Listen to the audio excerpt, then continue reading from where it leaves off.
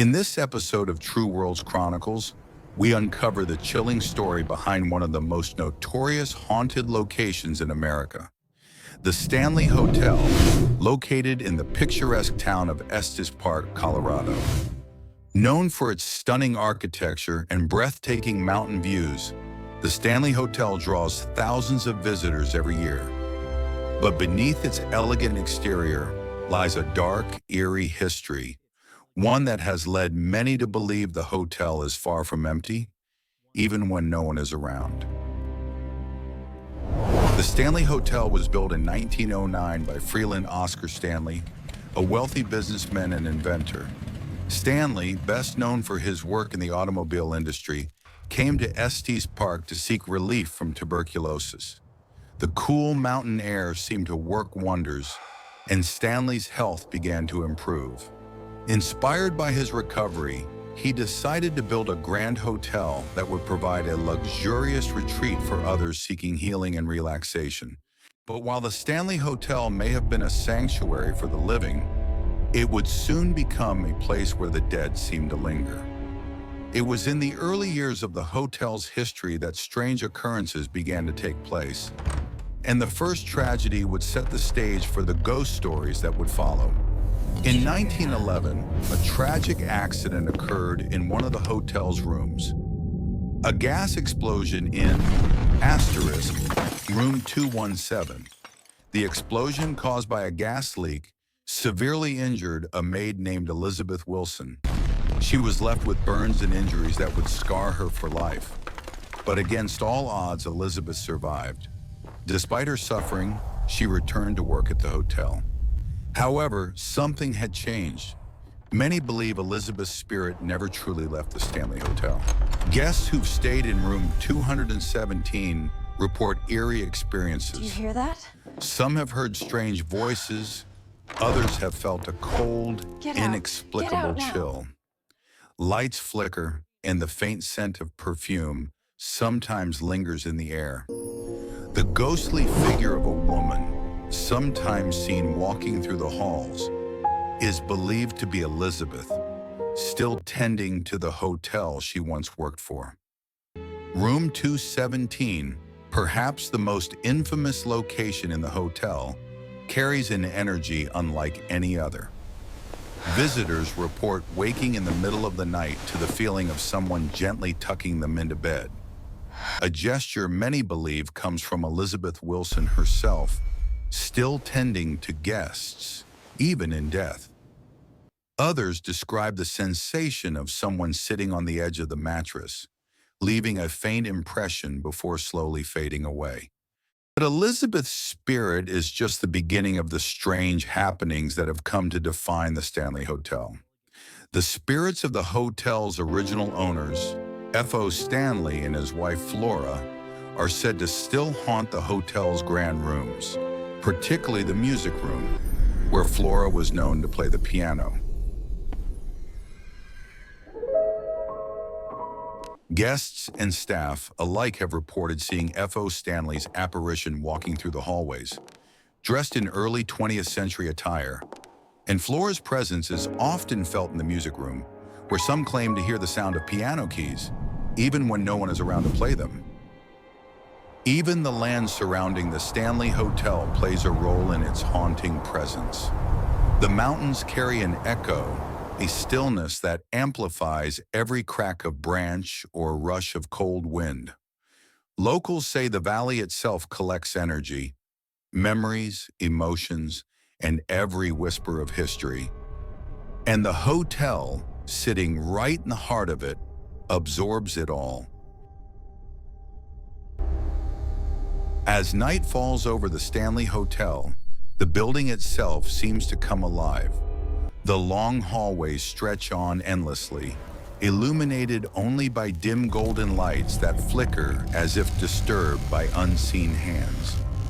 Some guests describe an almost physical pressure in the air, an invisible heaviness that settles on their shoulders the moment they step inside, as though the hotel observes them silently.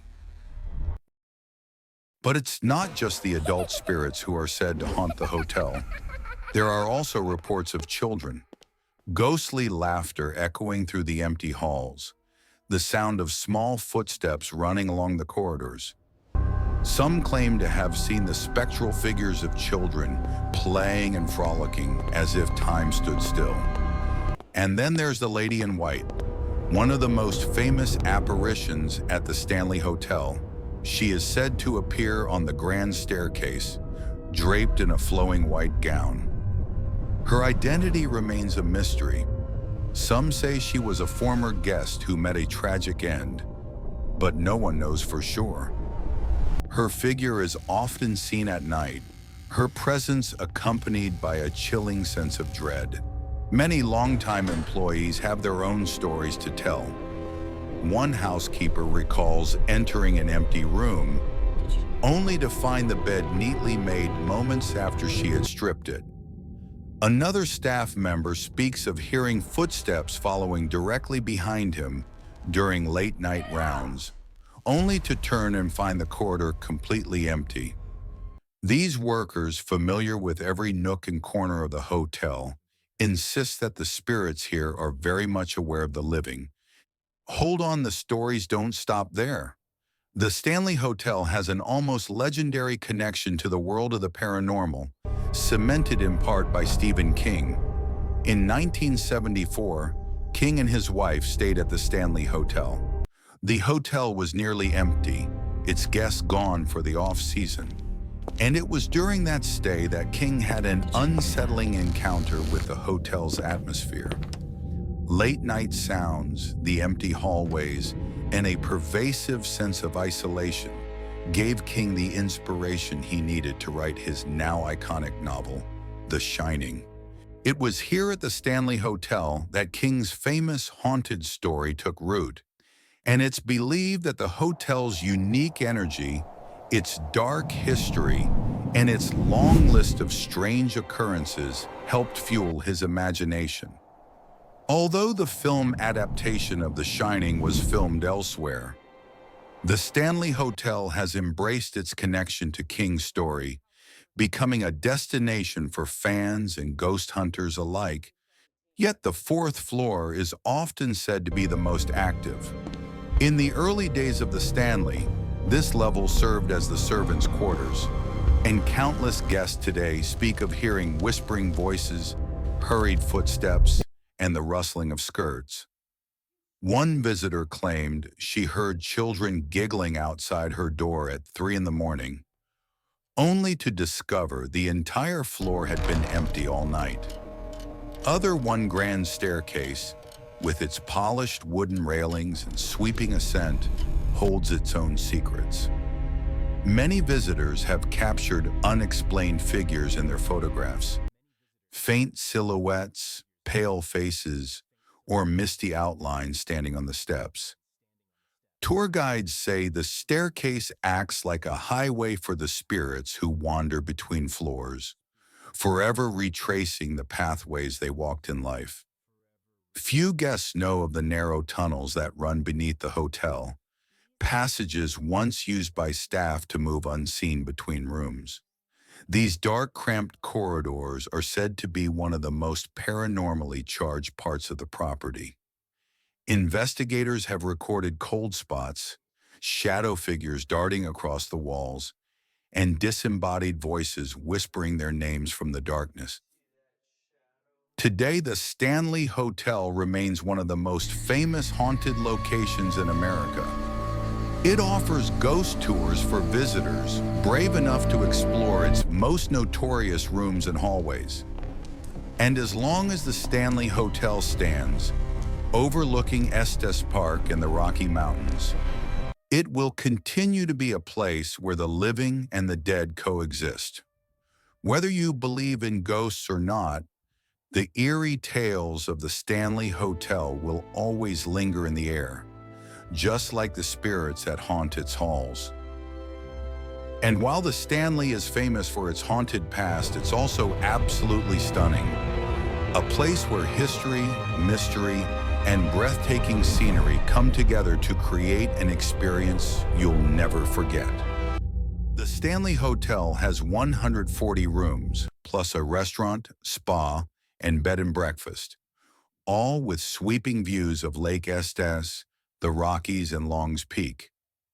In May 2025, the century-old hotel was bought by the Stanley Partnership for Art, Culture, and Education for $400 million.